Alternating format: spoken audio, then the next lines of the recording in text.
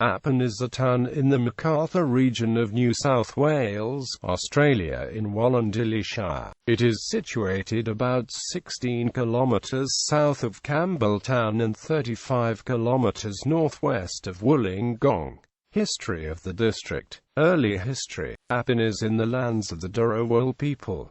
During the Dreaming, a great fire swept through the land. Wiradjuriban led the people to sanctuary in a cool green gully which had been missed by the fire, under the rocky cliffs of a gorge south of Appin. Those who had perished in the fire were reincarnated as animals, and Wiradjuriban appeared as a lyrebird, which became the clan's totem, a symbol of peace and caretaker of the land of Gawagal, an area which became a meeting place for peoples from all over the east coast of Australia. European settlement in the Appin district was prohibited for some years. Appin was part of the cow pastures where a small herd of cattle had established themselves, having escaped from the Sydney Cove settlement. To protect these and help feed the colony, Governor Macquarie ordered no person to hunt or travel into the cow pastures without license under penalty of death. Naturalist George Cayley had visited the area in 1807, exploring from Prospect to the upper waters of Georges River and the Cataract and Cordeaux rivers, and reporting his findings.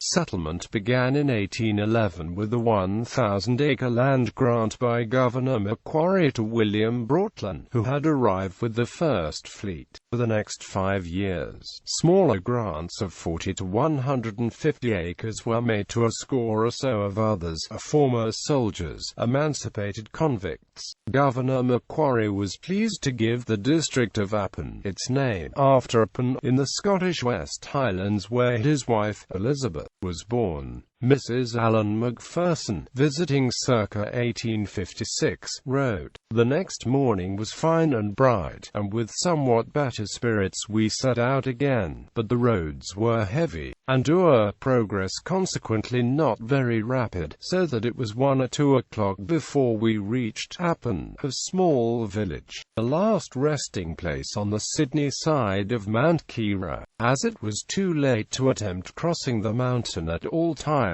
a formidable undertaking that evening, we were obliged to make up our minds to stay here. We were not by this time very difficult to please in the way of accommodation, but it seemed doubtful if we should meet with any in this out-of-the-way little place. At last the landlord of the little inn took compassion on us, and let us in, though giving us to understand it was quite as a favour, for he was giving up his business that week, and his house was in a great state of confusion. I afterwards learned we owed the accommodation, such as it was, to the compassion of the landlord's wife, who chose to weave a little romance about us to the effect that we were a newly married couple, and who was not a little disappointed when I informed her I had been married several years, and had 3 children. I must be excused if my recollections of Appin are not very favourable, for at this half-dismantled little inn we were detained 3 days by incessant torrents of rain, such as I had hardly ever witnessed before, even in the colony. What to do with ourselves we really hardly knew. We had neither writing nor drawing materials,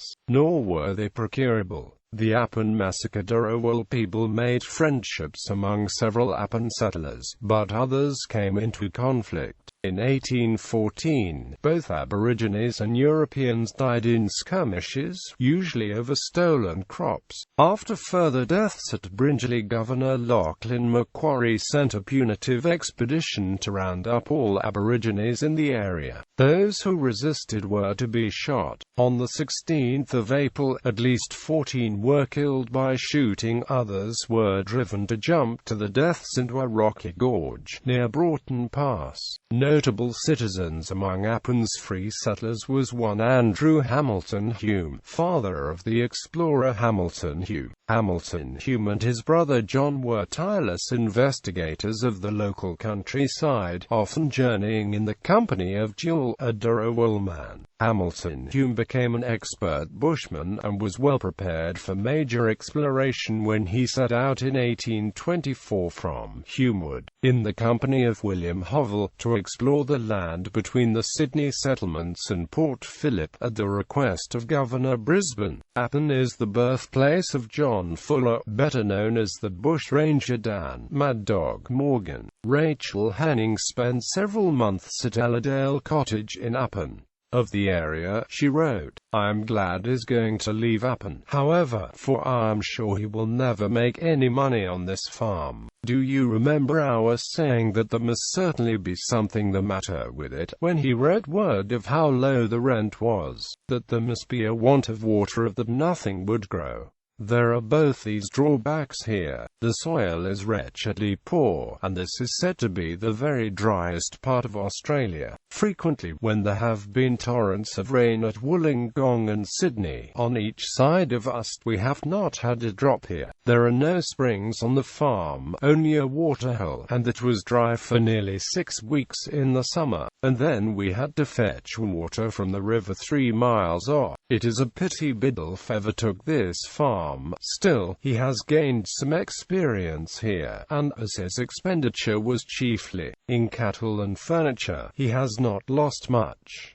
Agriculture and industry. Appin was for decades a major wheat-growing and dairy farming area, but wheat rust, and new railways reaching other primary producing areas of the state, reduced its importance. From 1869, however, the district became the major supplier of Sydney's water, when construction commenced on the Appin Appin scheme. 4 major dams and an associated 40 miles of canals and tunnels supplying Prospect Reservoir. The Appin Colliery, exploiting the Bluedawe seam by longwall mining, opened in 1962.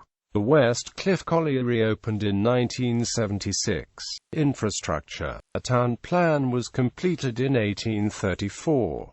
Several of the proposed street names are in use today, including Toggerai, the Durrow name for the upper reaches of the Georges River. A track from Campbelltown was in use from 1815 as settlement advanced along coastal Illawarra routes to Sydney found the way up the escarpment, and through Appin. The resulting traffic increased the town's prosperity. Appin had a permanent post office by 1841, and a telephone line was connected to it in 1888. Appin had to wait until 1945 for an electricity supply. Despite its proximity to several large dams, Appin did not receive a reticulated water supply until 1961. As of 2010, a town sewerage scheme is in its planning stages. Several examples of early sandstone buildings remain in Appin's commercial centre on Appin Road. These include the former courthouse and jail, the derelict Appin Inn, a stone cottage used as offices built circa 1840, the headmaster's residence at the primary school, and St. Bede's Roman Catholic Church, 1834-7. Other buildings of heritage value include the disused motor garage at Darcy's Corner, the Appin Hotel, and St. Mark the Evangelist Church. The town today. At the 2011 census, Appin had a population of 1,803 people. Community facilities. The Wollondilly Mobile Library visits the township weekly. Appin has a playgroup, a mobile preschool, a community hall, 2 sports grounds, and an off-leash area for companion animals near Wonson Oval. The Appin Volunteer Bushfire Brigade was formed in 1944. Joe Darcy was its first captain. The current fire shed was opened in 2002. In the surrounding area, the 16th World Scout Jamboree was held at the nearby Cataract Scout Camp, the first such jamboree held in the Southern Hemisphere. Numerous Australian Scout Jamborees have also been held at Cataract Scout Camp. The Durrow State Recreation Area and Nature Reserve is located to the east. Appin is part of the Upper Georges River catchment. The Bureau of Meteorology operates a weather watch radar station at Bluedawe, known as the Sydney Radar, 34.2600 degrees south, 150.8700 degrees east, minus 34.2600, 150.8700. Its coverage extends to Newcastle, Bathurst, Lake George and Wollondilly. Industries and employment. The coal mines continue to be a major employer. Ingham's Enterprises operate several factory farms. An industrial area has been established to the south of Appin. Here also is the Macarthur water treatment plant, completed in 1995, which supplies the Camden, Campbelltown and Wollondilly areas. Education. Appin Public School was opened in 1867. Before this, Catholic and Anglican denominational schools had been conducted in the district, but both had closed by 1870. Secondary school students today attend high schools in Campbelltown and other areas. Tertiary education is available from institutions in adjacent towns: the University of Western Sydney at Campbelltown, the University of Wollongong and Campbelltown College of TAFE. Sport. North of town lie the Appin Greyhound Track and the Appin Motocross Circuit. Motocross, tennis courts and a sports ground are located within the township. Appin is home to the Appin Dogs Rugby League football teams. A women's rugby team was established in 2010. Appin United Soccer Club have the home ground at the Gordon Lewis Oval. Appin also have their own netball team, Appin Netball Club. Appin Gallery.